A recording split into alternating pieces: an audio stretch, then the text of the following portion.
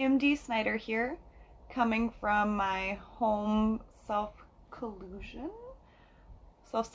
sorry.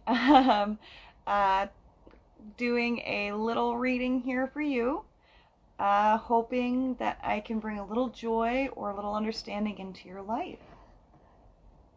So today I would like to do a couple readings from my new book, A Healthy Mind is Hard to Find.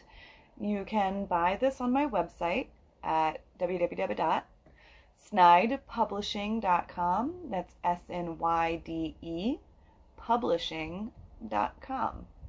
It's $9. It's fully illustrated. It's beautiful. It's a wonderful piece of art, I think, but I'm the one who wrote it, so what can I say? So a little bit about the book. The book is a book of poetry written about C-PTSD, depression, and anxiety. So it's slightly heavy material, but written in a very childlike way that makes it very palatable and wonderful to read. It's something that I enjoy reading, but then again, I wrote the book. So I'm going to read you 2 poems, possibly 3, depending on the time that I give. But to start them, I would like to talk about what they're about. And the 2 poems I would like to read about are about C-PTSD. Now, we all know or have an idea about what PTSD is, and normally that's associated with combat veterans. However, that can actually be any adult who has experienced a traumatic event in their life. This can be combat, of course, indefinitely. We used to know that as shell shock, but it can also be a sexual assault. It can be domestic violence. It can be almost any traumatic event that brings you back to it with any reminders. This includes flashbacks and nightmares. It includes sudden agitation, irritability, hostility, anything along those lines that really affected you as an adult. Typically this happens in the 20s when the brain is still developing and experience that traumatic event as a traumatic injury. So we can think of this as like a maybe 1-2 punch to the brain, and the brain has to scar over and heal, and it does that by developing PTSD, or post-traumatic stress disorder. What my book is about is C-PTSD, and if PTSD sounded confusing, C-PTSD is going to be a bit more confusing because it's more complex, hence the C. The C in C-PTSD stands for complex post-traumatic stress disorder. And C-PTSD is something that develops in childhood.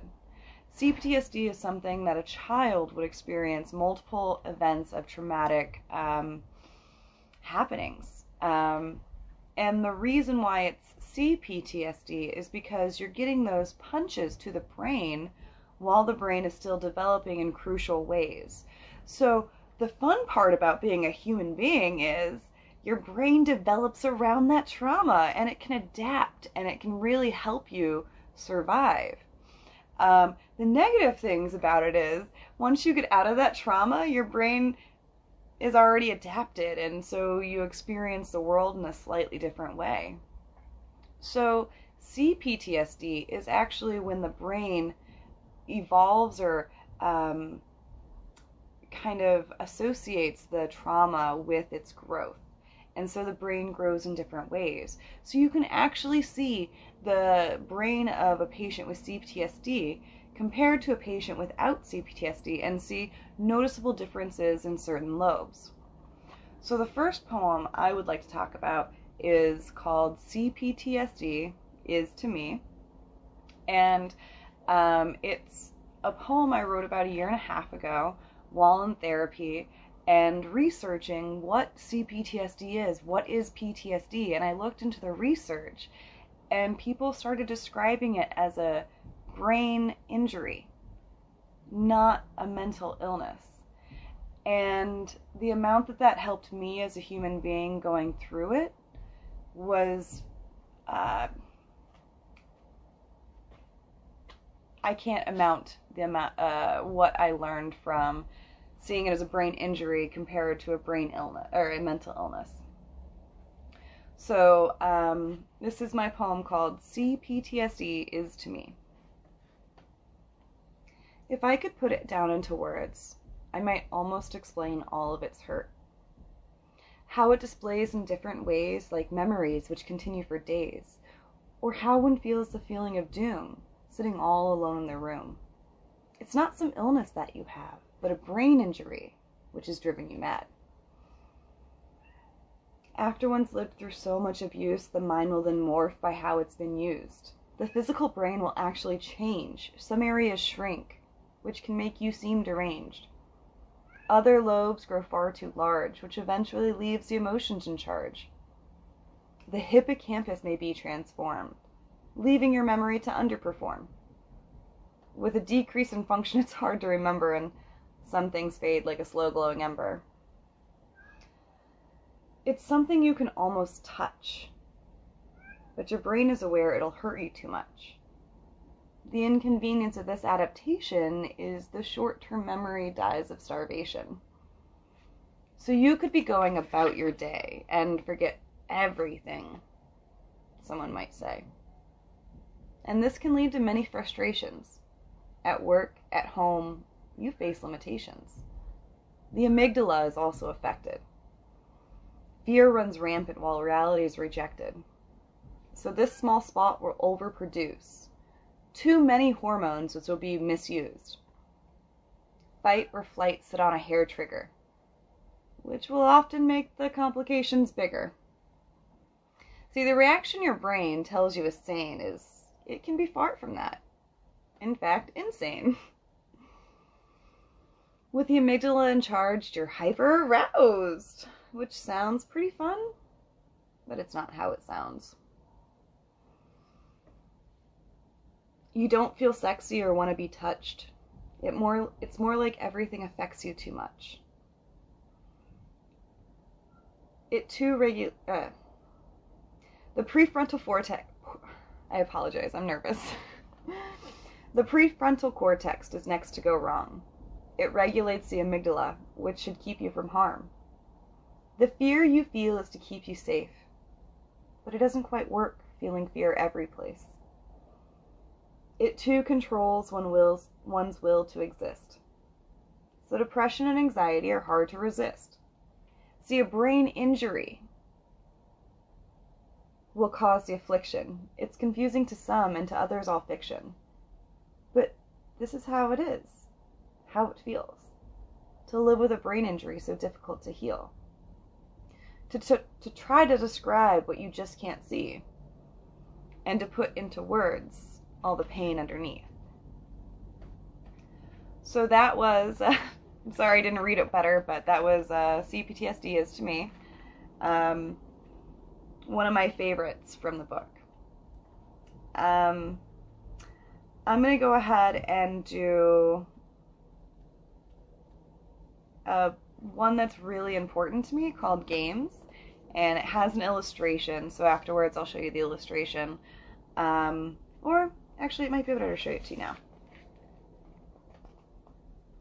Here's the illustration for Games. You can keep that in your mind as I read it.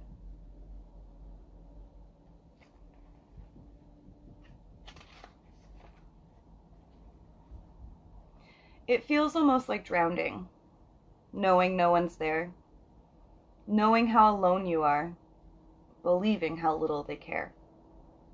This goes back to years ago, in a pool that smelled of chlorine, with a small girl being thrown about, and to all others a happy memory. The child, though, who's tossed around, she can hardly breathe. She hopes and prays to just die soon so she might find reprieve. The pool was large and she was tiny. Her mother seemed a giant. Her sisters loomed over her. There was no way to fight it. Her little body thrashed about as water splashed her face. She would sink, unable to swim, then be pulled up as she braced. She'd reach the surface and gasp for air, but it hardly reached her lungs. Water would fill the child's mouth as she was quickly again flung. This occurred for far too long. Years and years of this game. Her family always laughing and her always feeling the same. She must be unwanted. She must be wrong. This must be a punishment. Why else would they cause her harm? This game that they were playing, there must be a reason. Why else would this happen to her? Just give in and try to please them. The game itself might have been fine if there hadn't been the chant. I don't want her, you can have her is a phrase that wouldn't plant. The girl grew older and loved the water. Actually, drowning wasn't a fear. But in the silence of the water, she could often hear. I don't want her, you can have her, faintly in her ear, reminding her she'd stay alone, year after endless year. Now the loneliness feels like drowning, and the chest can't find its breath. The mind gets tossed all about, and she prays again for death. I don't want her, you can have her, chants in her mind. I don't want her, you can have her, follows her through time. I don't want her, you can have her's all she seems to know. I don't want her, you can have her, and on it goes. So again, I'll show you the illustration. And this was a game that was actually played with me.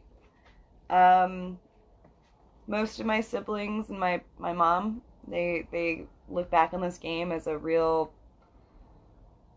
family bonding experience. And sadly for that little girl that I was, it wasn't a family bonding experience. The adult I am now can look back on it and find some humor. But I was only able to do that after I wrote that poem. And after I read that poem over and over and understood that that's how the child felt, not how the adults felt. So I'm going to do one more poem, and this also has an illustration. I figured I would end it on a slightly happier note, so we'll see how that goes. This is a poem called Peacefully Chilled. I wrote it when I lived in New York. It was a time of my life where I was not happy, but I was glad to be there, if that makes sense. And I looked out on the water going over the river into the city, and I thought about how I felt looking out onto the train and looking out onto the city. And I wrote this poem on my way into work. Peacefully Chilled. On a gray, gloomy morning, the bitter wind's touch rolls up to greet you, as if it missed you oh so much. Caressing your chilled face, keeping you in place, waiting for the sun to rise, warming you in golden grace. Standing like a statue, hot chocolate in hand, looking out onto tranquility you cannot find on land. This cold, cloudy morning invites you to its show, providing you a well-deserved peace, and relaxation is bestowed. And the illustrator that did this, I think, made a beautiful illustration from it. So that is my reading today from A Healthy Mind is Hard to Find. Please come back tomorrow. I plan to do another reading. It might not be my poetry, but I will be reading some poetry to entertain everyone while we're hanging out in our houses. I hope you enjoyed it, and if you would like to order a copy, you can always go to my website at snyderpublishing.com. You can also find the link at my Facebook page. Thank you so much for enjoying this with me. Have a great day. Stay safe and wash your hands.